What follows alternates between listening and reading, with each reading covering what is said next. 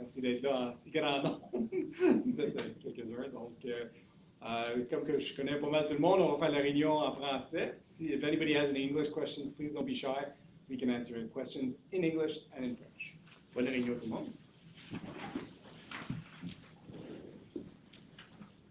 Donc,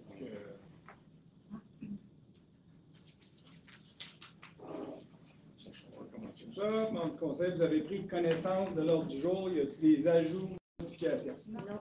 Est-ce que j'ai un proposeur? Oui. Cossette propose, tout le monde est d'accord? Oui.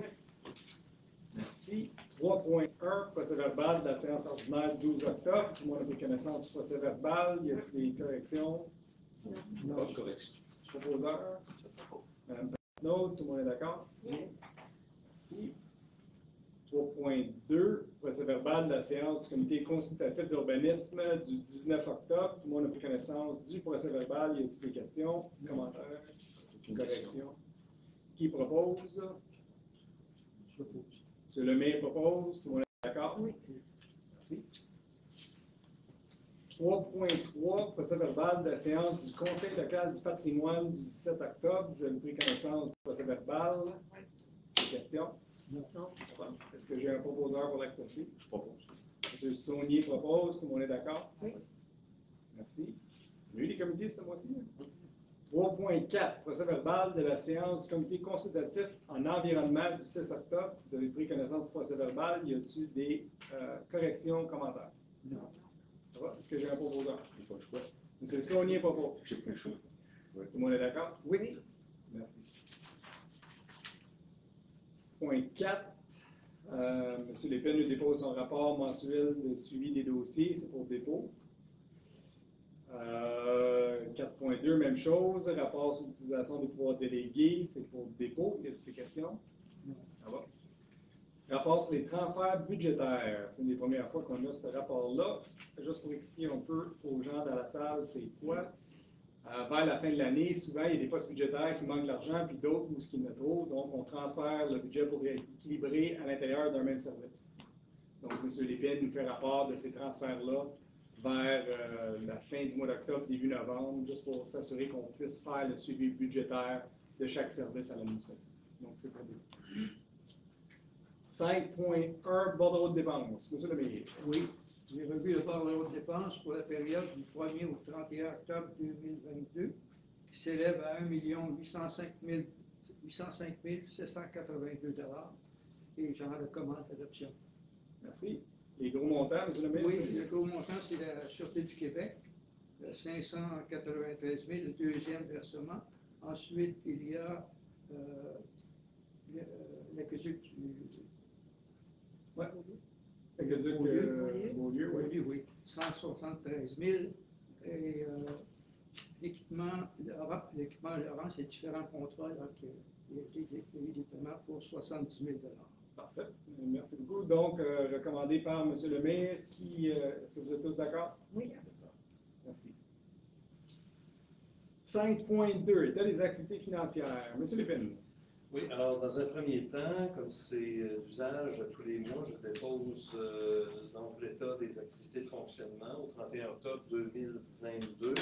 Alors, à peu près les mêmes remarques que je répète depuis 2-3 mois. Là. On surveille évidemment en ce dernier trimestre les différents postes budgétaires. On se concentre à l'essentiel d'ici la fin de l'exercice financier. On comprend qu'il y a des charges inhérentes qui sont en lien avec l'augmentation des coûts, comme par exemple tout ce qui est coût du mazout et de l'essence, qui ont une incidence sur les finances de la municipalité, et évidemment certaines dépenses liées à la tempête du 21 mai dernier, mais somme toute, à moins d'un impondérable de dernière minute, là, on se dirige vers un léger surplus là, pour l'exercice en cours, ce qui, compte tenu de l'ensemble des projets qui ont été réalisés, quand même une très bonne performance. Merci beaucoup.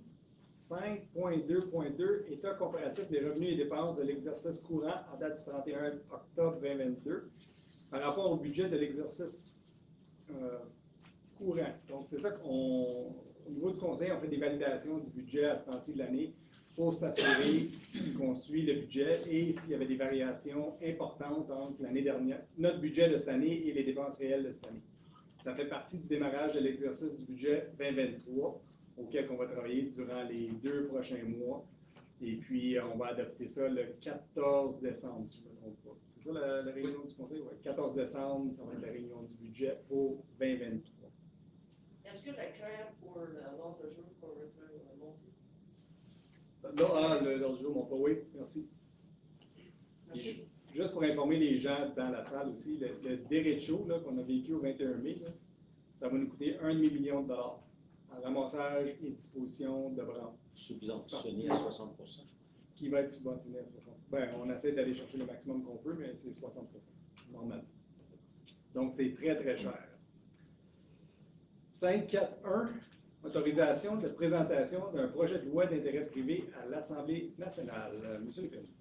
Oui, alors je résume un peu la mise en contexte de ce projet, en fait, qui est donc de requérir l'autorisation du Conseil pour la présentation d'un projet de loi d'intérêt privé à l'Assemblée nationale du Québec, de manière à permettre à la municipalité, dans un premier temps, de bénéficier d'une exception aux dispositions de la loi sur l'aménagement et l'urbanisme, pour permettre à la municipalité de pouvoir accepter dans les contributions pour fin de parc qui sont prévues dans les codes de lotissement, que donc la municipalité puisse officiellement accepter des servitudes, au lieu que ce soit une amphithéose ou de requérir donc des promoteurs ou des gens qui présentent des projets de lotissement de requérir une pleine propriété. Alors, c'est une pratique qui est assez courante d'accepter des servitudes à la municipalité depuis plusieurs années pour développer tout le vaste réseau de sentiers récréatifs de la municipalité. La municipalité a accepté, au titre des contributions pour fin de parc, des servitudes. L'objectif de présentation d'un projet de loi d'intérêt privé, donc, c'est de demander à l'Assemblée nationale de permettre à la municipalité de Warren-Heights de pouvoir continuer cette pratique et régulariser toutes les servitudes qui ont été accordées là, depuis 10, 15, 20, 25 ans. Parfait. Donc, juste pour expliquer un peu pourquoi on fait ça, de demander des servitudes à la place de demander du terrain en site propre, c'est que souvent les sentiers ne sont pas exactement selon les lignes de l'eau. Si on demandait de préserver un sentier en terrain propre, ben on scraperait tous les terrains sur lesquels on veut acquérir les sentiers. En faisant des servitudes, ça permet au propriétaire de bénéficier de son terrain et ça permet à la municipalité en même temps de profiter du sentier en tant que tel. C'est pour ça qu'on a toujours fait ça comme ça. Il y a un précédent là-dessus. Je pense que la ville de Mont-Tremblant a déjà eu un projet de loi privé qui lui permettait de faire la même chose. Donc, on demande à l'Assemblée nationale de nous permettre de continuer la même pratique qu'on fait présentement. Donc, qui propose la proposition? Mme Patnaud propose. Tout le monde est d'accord? Oui. Merci. 5.4.2, renouvellement de la réserve pour fin public sur les lots 3 737 105 et 4 474 782. Ça, c'est les propriétés de la famille Basler, juste en arrière ici. On essaie d'acquérir ces terrains-là. On a mis une réserve financière dessus il y a 2 ans. Et puis, on essaie de terminer les négociations bientôt, mais la réserve arrive à échéance au mois de décembre et on ne veut pas passer à côté. Donc, les négociations durent un petit peu plus longtemps. Donc, on renouvelle pour 2 ans supplémentaires la réserve financière. Okay. Qui propose la réserve financière? Je propose. Mme McLeod propose. Tout le monde est d'accord? Oui. Merci. 5.4.3, vote et affectation de crédits supplémentaires de 17 246,25 $ pour la mise en place d'une plateforme citoyenne numérique. Il y a plusieurs mois, on avait voté au niveau du Conseil de mettre en place une plateforme numérique, mais on n'avait pas statué d'où provenaient les fonds. Donc, ce soir, on va juste statuer que les fonds vont provenir du surplus budgétaire accumulé durant les années. Donc, qui propose? Je propose. Mme Cossette propose. Tout le monde est d'accord? Oui. On explique à la salle qu'est-ce que c'est, peut-être. La plateforme, c'est une nouvelle forme de communication qu'on veut mettre en place. On avait formé un comité avec Mme Patnaud, Mme Cossette, M. Lépine et les gens à l'interne. On essaie d'augmenter les sortes de façons de rejoindre les gens. On a plus d'informations qu'on peut mettre on va le faire et c'est interactif. C'est une compagnie qui s'appelle Blanco qui fait ça. Il y a d'autres villes qui ont commencé ça. Saint-Anne-des-Lacs, si je me trompe pas, ils ont commencé. Plusieurs. Donc, on essaie de varier nos modes de communication et de se moderniser un peu. C'est vraiment un portail dédié aux citoyens, donc avec un résumé très facile pour se trouver aussi dans le site Internet, pour avoir l'information, pour rechercher. Ça va être beaucoup plus facile. Donc, Mme Cossette propose, tout le monde est d'accord? Oui. Merci. 5.4.4, mais c'est le temps de l'année. Avis de motion et dépôt de projet pour le règlement 653-2022 sur les taxes, tarifs, frais de services et compensations pour l'exercice financier 2023. M. Lemire, est-ce que vous donnez l'avis de motion? Oui, j'attends l'avis de motion. Merci beaucoup. Le mois prochain, on va vous présenter le règlement pour les taxes quand le budget va être complet. 5.4.5, nomination des vérificateurs et auditeurs de la municipalité pour les exercices financiers se terminant les 31 décembre 2022 et 2023. M. Lépine. Oui, alors le contrat des vérificateurs et auditeurs de la municipalité prenait fin avec l'exercice financier 2021. Donc, conformément aux politiques de la municipalité et au règlement sur la gestion contractuelle, nous avons sollicité des fournisseurs pour offrir le service pour les prochaines années. Ça a été réalisé par le service des finances et de l'administration de la municipalité, donc solliciter des prix auprès d'au moins 2 fournisseurs pour ce contrat de service professionnel. Alors, le meilleur prix a été obtenu de nos auditeurs actuels, de nos auditeurs sortants, qui est la firme Amio Gélina, pour lequel nous faisons une recommandation d'octroi de contrat pour l'exercice financier 2022 à 21 000 $ plus taxes et 2023 pour 23 100 $ plus taxes. C'est une augmentation de 2 000 $ par rapport à la vérification de 2020. Donc, qui propose la nomination de M. Lemire propose. On est d'accord? Oui. Est-ce qu'on peut monter le... Oui, l'autre jour. Sécurité publique, vous avez pris connaissance du rapport de M. Bernard. Y a-t-il des questions? Non. On n'a pas eu de rapport de la Sûreté du Québec. On va aller à 6.3.1, nomination de lieutenant éligible. Donc, attendu que M. Dominique Pomerleau a franchi les épreuves et réussi tous les examens requis par la réglementation gouvernementale afin de pouvoir devenir lieutenant éligible du service de la sécurité incendie. Il est proposé de nommer M. Dominique Pomerleau à titre de lieutenant éligible du service de la sécurité incendie de la municipalité. Donc, Mme McLeod, est-ce que vous proposez la nomination? Bien sûr, je propose. Proposé par Mme McLeod, tout le monde est d'accord? Oui. Merci beaucoup.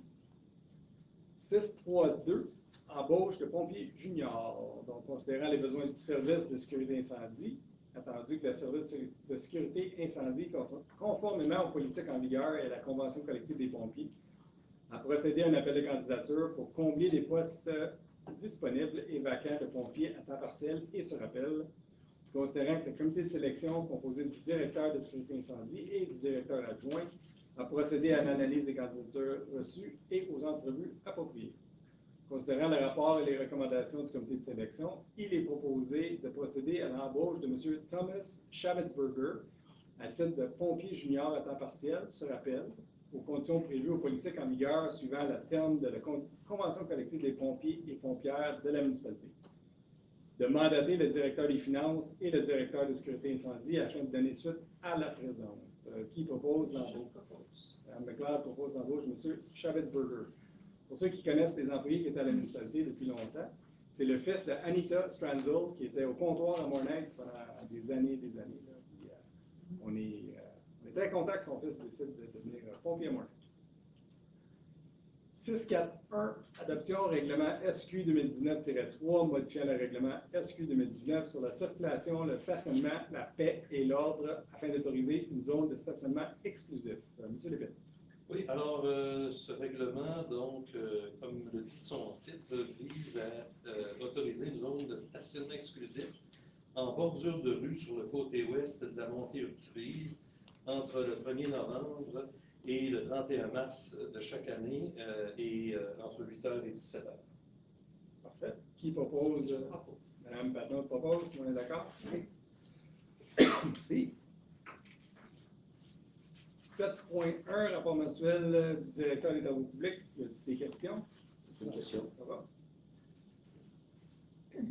7.4, rapport sur le traitement des demandes et requêtes. C'est pour dépôt. Y a-t-il des questions? Non. Ça va? 7.6.1, contrat acquisition d'un tracteur de déneigement. Oui, alors la municipalité a des besoins, en particulier service des loisirs, de la culture, de la vie communautaire pour un équipement en matière de déneigement, plus particulièrement pour l'entretien des patinoires et accessoirement pour le déneigement du parc canin. Donc, en vertu du chapitre 4 du règlement sur la gestion contractuelle, nous avons procédé à un appel d'offres sur invitation.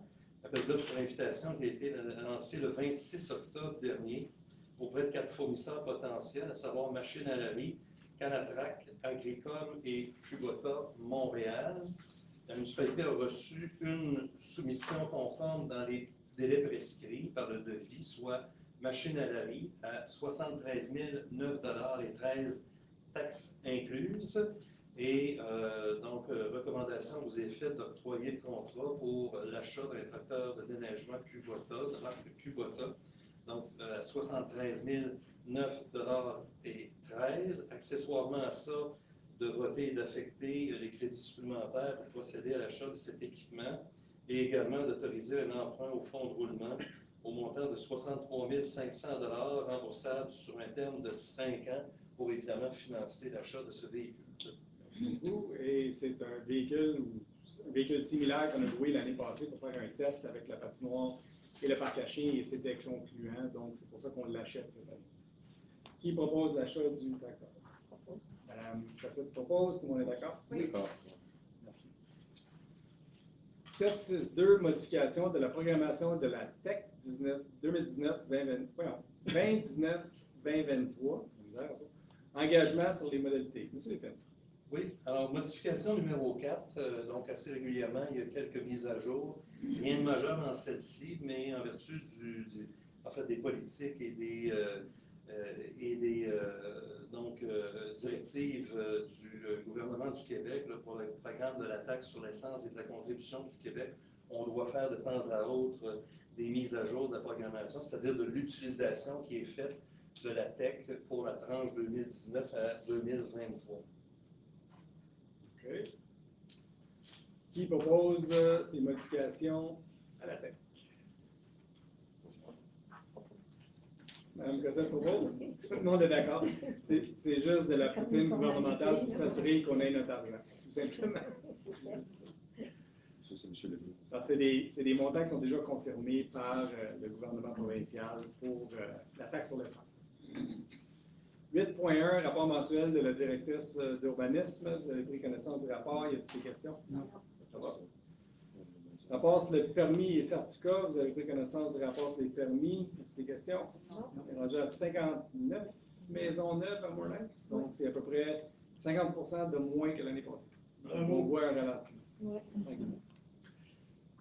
On n'a pas reçu de rapport concernant le SPCA. On va commencer avec les dérogations mineures. Est-ce que vous êtes prêts? Oui. Première dérogation, 841, dérogation mineure, 707, chemin du village. Oui, alors ici, une demande qui concerne la marge de recul arrière d'un agrandissement projeté du bâtiment principal de 3,5 mètres, alors que la réglementation en vigueur exige une marge de recul arrière minimale de 10 mètres. Donc, on voit ici là, sur les plans, lors de la construction du bâtiment, la marge de recul latérale à 4,5 mètres au lieu de la marge de recul arrière à 10 mètres a été appliquée, donc dans l'ancienne réglementation. Il est impossible d'agrandir de façon linéaire sans empiètement dans la marge arrière. L'agrandissement projeté s'harmonise avec l'architecture du bâtiment principal, pas d'abattage d'arbres, donc dans l'agrandissement projeté, et l'aire de stationnement est existante. Le comité consultatif d'urbanisme a étudié la proposition et recommande au Conseil d'accepter la demande de dérogation mineure pour la marge de recul arrière. Merci. En du conseil, y a des questions concernant la dérogation minable? Non. À la salle, y a des questions concernant la dérogation minable? Ça veut dire que c'est l'agrandissement de la pharmacie. C'est ça? Les gens- Mais je pense qu'ils le voient là, sur l'écran. Ah, OK. On n'a pas notre miroir. Pas de questions sur la dérogation? C'est la pharmacie qui s'agrandit, tout simplement, par en arrière. Ça va? Donc, qui propose l'adoption?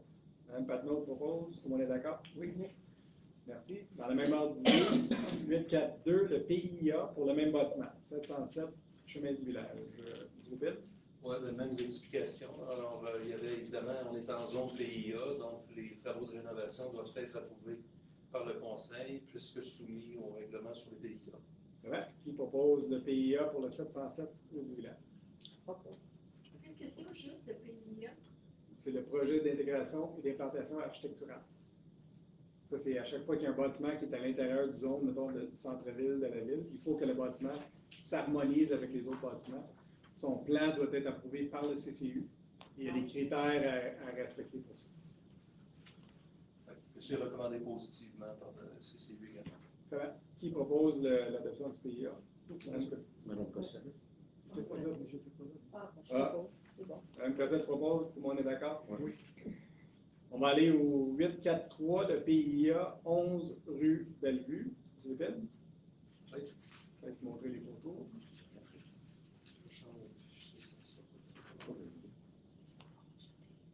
Non, ça va être approuvé.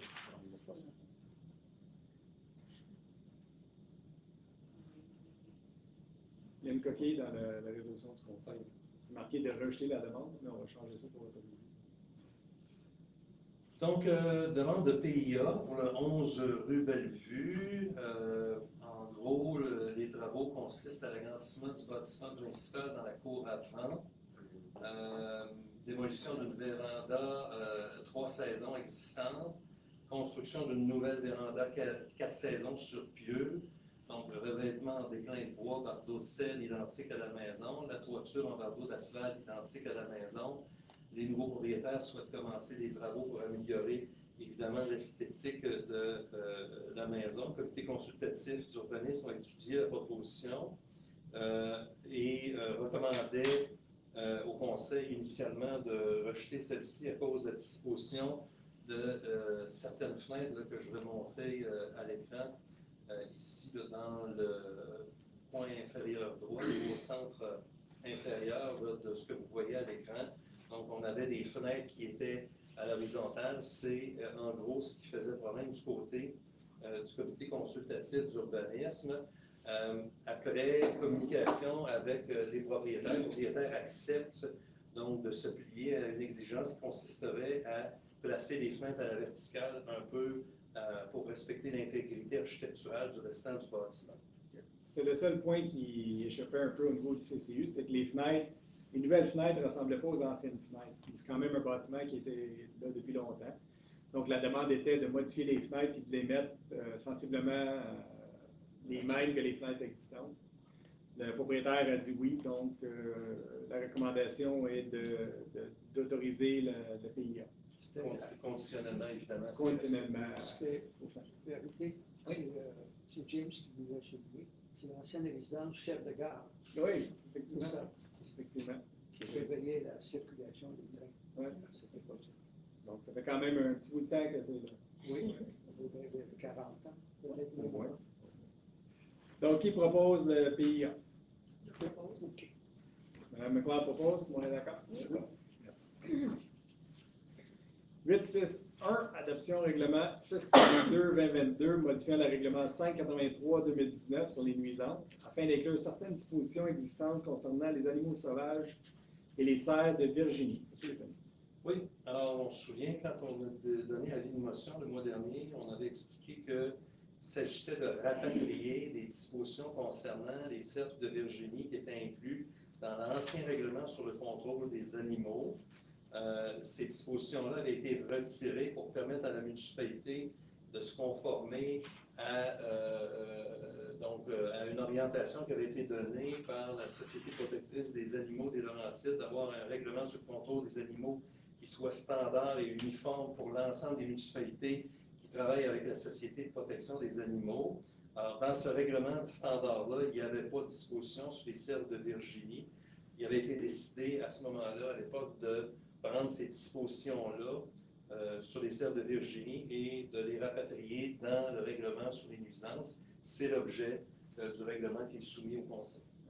Pour ceux qui suivent un peu les séances du Conseil, il y a plusieurs années, on avait adopté un règlement pour essayer d'arrêter que les gens ils nourrissent les cerfs de Virginie pour qu'ils arrêtent de se faire frapper sur la 364 et ailleurs. Donc là, il y a des amendes qui vont s'appliquer si les inspecteurs sont là parce que c'est vraiment une mauvaise pratique de nourrir les cerfs de Virginie. Donc, la motion avait été donnée par Mme Cossette. Est-ce que vous proposez l'application? J'ai reçu un commentaire. Quelqu'un disait qu'en voyant ça, ça va être interdit de nourrir les oiseaux. Non, je ne pense pas qu'on va envoyer les inspecteurs pour ça. Mais c'est parce qu'il y avait nourrir un peu avec des mangeoires, des choses comme ça. Ben, c'est les mangeoires pour les cerfs. Oui, pour les cerfs. On précise ou on laisse comme ça? Ben, je pense que c'est précisé. Merci. Merci. Donc, proposé par Mme Cossette? Oui. Merci. 862, attribution d'un odonyme lac Hendrix. Donc, attendu que le lac autour duquel se situe le développement du lac Hendrix et tout son développement ne s'est jamais vu attribuer un odonyme de toute l'histoire. Attendu que les communs d'usage d'appeler ce lac le lac Hendrix, attendu que ce cours d'eau a tous les attributs d'un lac et qu'il est traité comme tel par la municipalité depuis de nombreuses années, il est proposé d'attribuer l'odonyme lac Hendrix au cours d'eau autour duquel se situe le chemin du lac Hendrix, un petit peu logique, et de demander à la commission de toponymie de lui attribuer officiellement et légalement un tel odonyme suivant les dispositions prévues par la loi, de mandater la directrice de l'urbanisme et de l'environnement et par la présente mandatée à effectuer toute démarche et signer tout document devant donner suite à la présente. Qui propose le lac Hendrix? Je propose. Mme Patton propose, tout le monde est d'accord? Merci. 863, municipalisation de la rue Carver. Monsieur Legault. Oui, donc il y a un certain temps, j'oserais dire, la municipalité, en fait, le conseil a autorisé le lotissement et le développement immobilier du prolongement de la rue Carver. La rue a été réalisée suivant les normes de la politique sur la construction des infrastructures. Les professionnels affectés au projet ont déposé une lettre d'engagement ainsi que les attestations de conformité requises par la politique. Et la directrice de l'urbanisme et le directeur des travaux publics recommandent au conseil de municipaliser cette portion de ce prolongement de la rue Carver tel que défini dans la description technique annexée au soutien de cette résolution-là et dont les membres du conseil ont pu prendre connaissance. On vous certifie que les travaux ont été réalisés conformément à la politique. Merci. Qui propose la municipalisation le prolongement du chemin Carver? Je propose. C'est le même propose? C'est mon voisin. Votre voisin? OK. Tout le monde est d'accord? Oui. Oui. Merci. Un beau développement. Oui, c'est beau. Puis, il y avait quelqu'un le mois passé qui avait proposé une piste entre le chemin de Belle-Île et le développement Carver. J'ai regardé ça, puis c'est faisable. On va commencer à plancher là-dessus pour voir s'il n'y a pas moyen de le faire. C'est intéressant. Faire le prolongement, c'est Ouais. des patriotes, Pionnier. Pionnier. Oui, il faudrait rentrer par Pionnier. Oui. Ça serait intéressant. C'est important. C'est important. Plein de gens. Oui, il faut couper à travers, puis pas traverser la 364 pour aller Au Oui, village. C'est pas seulement ça, c'est faire le grand tour. Oui. C'est ça, tout le monde depuis des années. C'est très intéressant. Merci. 864, municipalisation de la rue Panorama. Monsieur Lépine. À peu près les mêmes commentaires, mais concernant la rue du Panorama, tout est conforme. Alors, ça a été vérifié. On a des professionnels affectés au projet qui ont déposé lettre d'engagement et attestation de conformité requises par la politique. C'est complet et on recommande au conseil d'autoriser la municipalisation de la rue du Panorama. Merci. Qui propose? Cossette propose la municipalisation de Panorama. Tout le monde est d'accord? Oui. Merci. 9.1, vous avez vu le rapport de Mme Mailly. Y a-t-il des questions?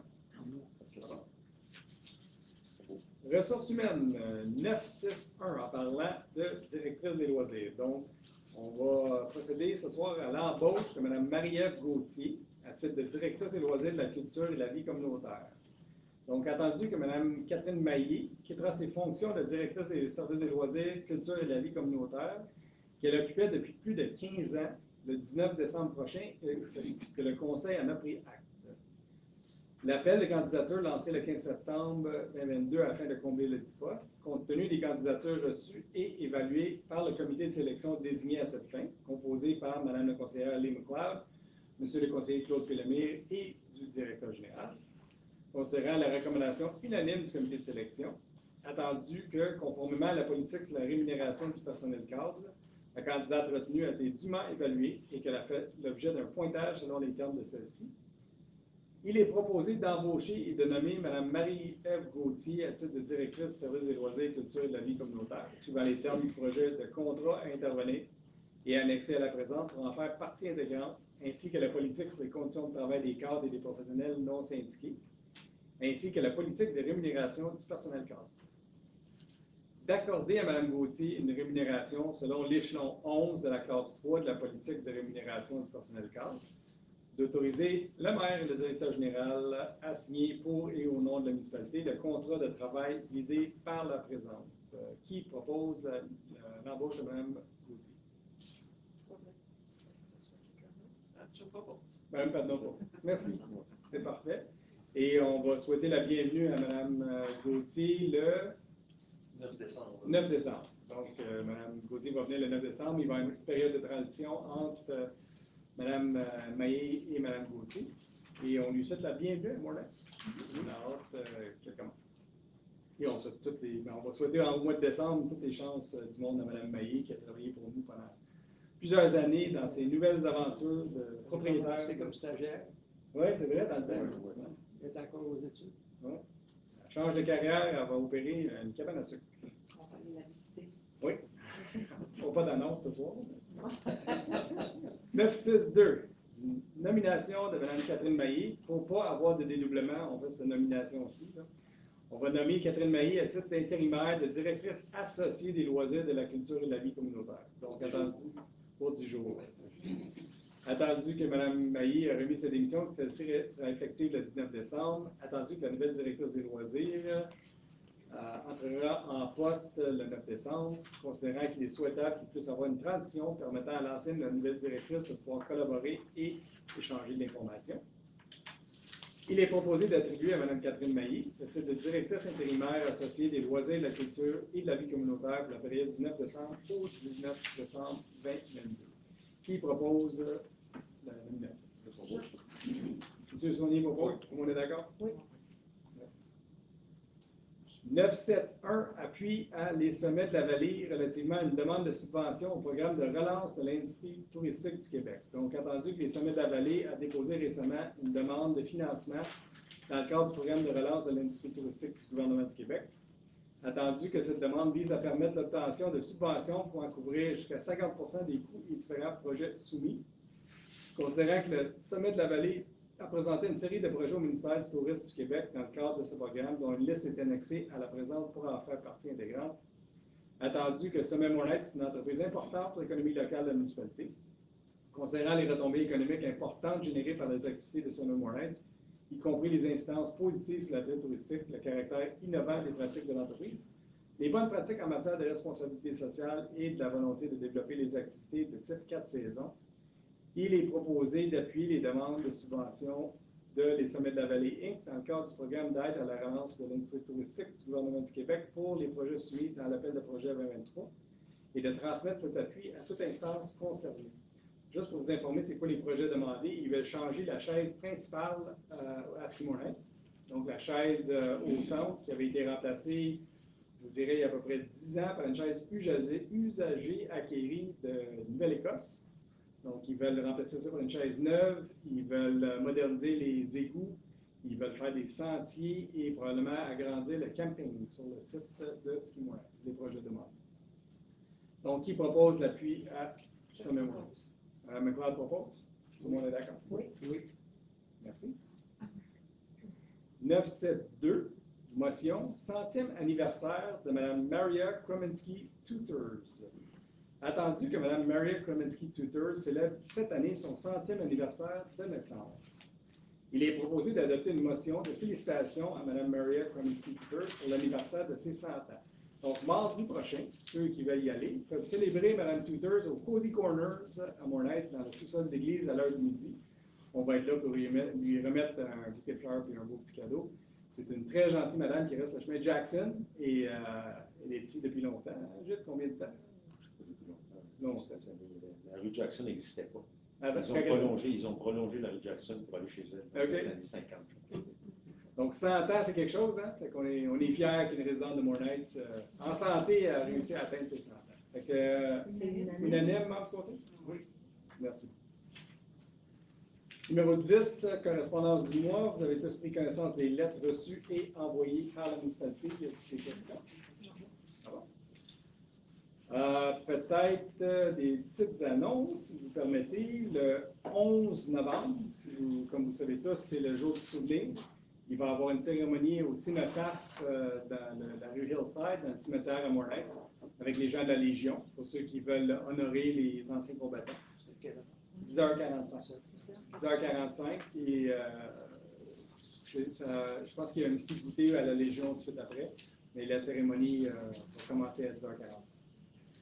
Le 12 et le 13 novembre, il y a une exposition ici au Chalet Bellevue de Dave Hodgson et Peter Wally. Je pense qu'il y a une affiche à l'extérieur, si vous voulez voir, c'est des sculptures, c'est de toute beauté. Peter Wally, c'est un artiste qui est ici à Mornay depuis plusieurs années. C'est des sculptures de bronze, si je ne me trompe pas. Il est peint de bronze. Et M. Hodgson, c'est des sculptures en bois. C'est de toute beauté. Si vous avez la chance de venir voir ça en fin de semaine ici au Chalet Bellevue. C'est juste pour 2 jours? 2 jours, 12 et le 13. Le 15, comme j'ai dit, c'est la 100e anniversaire de Mme Tutors. Et le 26 novembre ici, il y a un groupe qui s'appelle le Fil du Diable. Fils du Diable? Les Fils du Diable. Il y a une affiche aussi. Je ne les connais pas, mais ça a l'air que je vous invite à venir voir ces activités-là. D'autres choses que j'ai oubliées, Mme Scotty? Ça va? Donc, on va passer à la période de questions. On va faire comme d'habitude, juste vous nommer et poser les questions que ça vous tente de nous poser. Et on va essayer de répondre le mieux possible. Pas de questions? Mon Dieu, ça va bien. Si vous avez des choses personnelles, comme à l'habitude, venez nous voir à la fin de la réunion. Moi, je reste pour aujourd'hui avec vous. Donc, soyez bien à l'aise. Allez-y, madame. J'ai une question. Oui? Oui, juste vous nommer parce que c'est pas tout le monde qui vous connaît.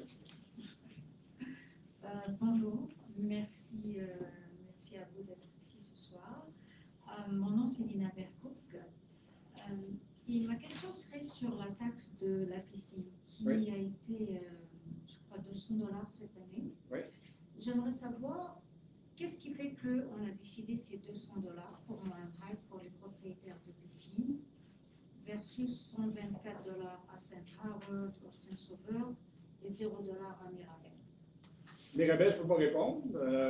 Nous, on fait ça en fonction de notre coût de production d'eau, puis on considère que les piscines comme une taxe de luxe, un peu. On a déjà eu des demandes dans le passé pour le baisser. Ça n'a pas été la décision du conseil, mais ce qu'on comprend, c'est que vous trouvez ça trop cher. En fait, pour moi, avoir une piscine, ce n'est pas un luxe dans un pays où est-ce que des personnes peuvent mourir d'humidité, de chaleur, comme on a vu l'année dernière au Canada. Pour moi, ce n'est pas un produit de luxe.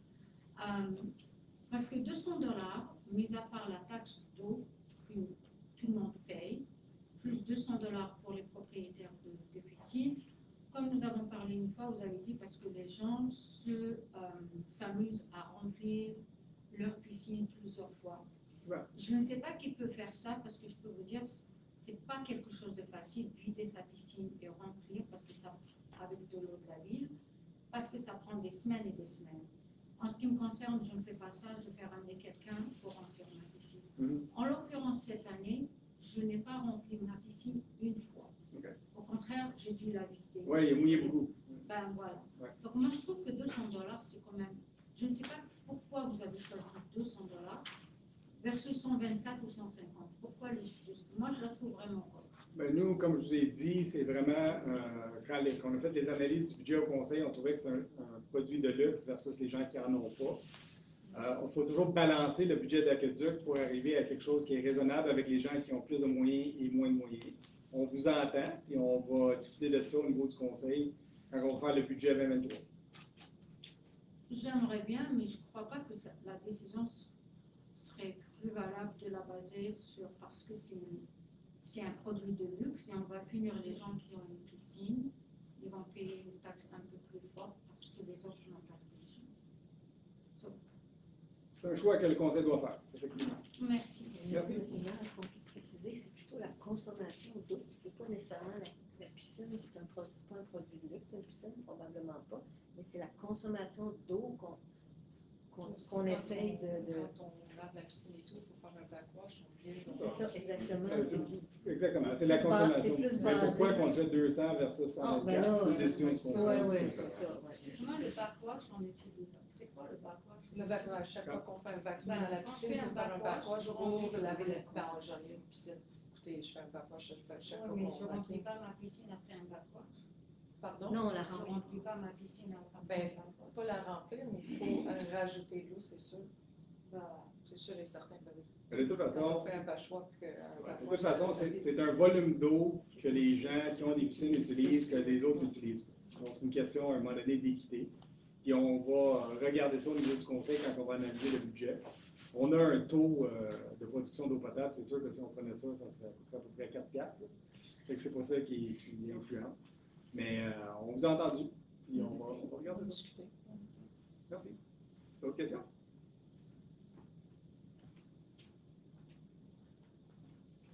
Bonjour, Bonjour. ça va bien? Ben oui, vous. Très bien, merci.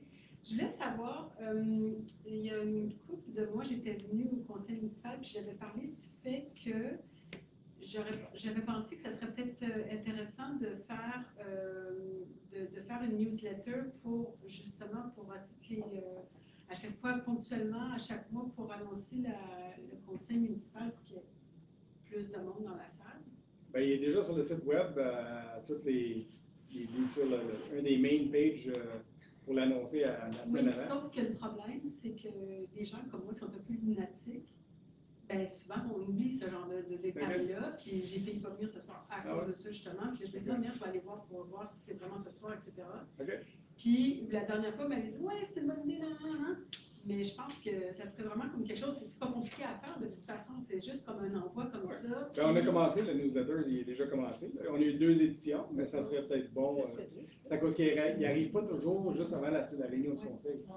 Non, C'est ça le problème. Peut-être qu'on pourrait utiliser Facebook, ouais. Ça serait peut-être pas une mauvaise idée, parce que les newsletters, c'est pas régulier encore. Et sur Facebook, on diffuse, on sponsorise les dates de rencontre. Non, on va essayer de le mousser. Je pense que vous avez votre ordre du jour qui est prêt genre 24 heures à l'avance, quelque chose comme ça? Ouais. Bon, mais profitez-en pour le faire un envoi en même temps de l'ordre du jour. Puis, Peut-être. je sais pas, ça rendrait ça encore plus interactif. Les gens, probablement que, tu sais, les gens ont tellement des horaires chargés que des fois, ils se rendent pas compte que ça a lieu. Puis, je veux dire, on veut juste que justement que les gens s'impliquent plus. Il me semble que ça serait juste normal de rajouter ça. On a tous ces outils-là. On a tous ces outils-là à la portée de la main. Ça coûte rien. Ça fait juste informer un peu plus les gens. Ça, je pense. On va avoir un nouveau portail, puis dans le portail, ces informations-là vont être disponibles. Sauf que le portail, il faut y aller. Je pense que ce que Mme dit, c'est qu'on devrait faire un envoi. Non, c'est ça. C'est vraiment d'avoir quelque chose que ça soit comme. Ça arrive de façon passive à quelque part chez nous, puis que dans le fond, on décide d'interagir ou pas. C'est comme un rappel. Comme la newsletter, en fait. Là. Oui, c'est ça. Mais le newsletter, il n'arrive pas toujours au bon moment. Ça, non, mais il faut la prévoir, justement, juste pour la séance du conseil. Oui, c'est ça. Ça serait simple. Je pense que ça remplirait un peu plus la salle. Puis, non, mais tu peux en faire une à chaque mois, juste pour le conseil. Un C'est pas long à faire. Oui, un mini. Mais il faut être abonné. Exactement. Une espèce de rappel. Mais c'est une bonne idée de donner plus d'informations. Une espèce de rappel. Mais écoute, on a essayé, ça fait 20 ans que je suis au conseil. On essaie de garder toujours le deuxième mardi du mois pour que les gens s'en rappellent. Ça, c'est une chose. Deuxième mercredi du mois. Mercredi, oui. Ça fait 3 jours que je suis en formation. Je commence à c'est pas grave. On essaie de toujours garder ça le même soir pour que les gens s'en rappellent. On a fait plein de choses dans le passé pour essayer de mousser les gens. Là, à cette heure, je pense que, puisqu'on le met sur Facebook Live, je pense que les gens nous suivent sur Facebook direct, à place de venir. Ça, c'est un autre outil qu'on a utilisé pour essayer de rendre ça plus interactif. C'est juste le fait que, on a vraiment, tout le monde a des horaires tellement chargés que c'est tellement facile d'oublier ce genre d'informations-là. Tandis que si vous avez cette transparence-là de toujours fider le monde avec ce genre d'informations-là, probablement que ça va fidéliser encore plus le monde. C'est sûr que le plus d'informations possible, le mieux que c'est. Peut-être un calendrier des réunions avec les taxes pour qu'on envoie la lettre. C'est là, c'est déjà là. C'est déjà là, puis c'est même, en plus de ça, on l'envoie dans les envois d'Info More Night, c'est tout là. Tu sais, les gens, à un moment donné, il faut qu'ils se responsabilisent un peu eux autres aussi, là, tu sais, à la fin C'est de comme ça, les mais poubelles. c'est pas bon. C'est comme les poubelles, c'est bien indiqué. Bon, d'autres questions? Ça va? Monsieur Lemay? Eh bien, M. le maire, je propose à lever le sang. Merci beaucoup. Bonne soirée tout le monde, puis on se revoit au mois de décembre. Merci.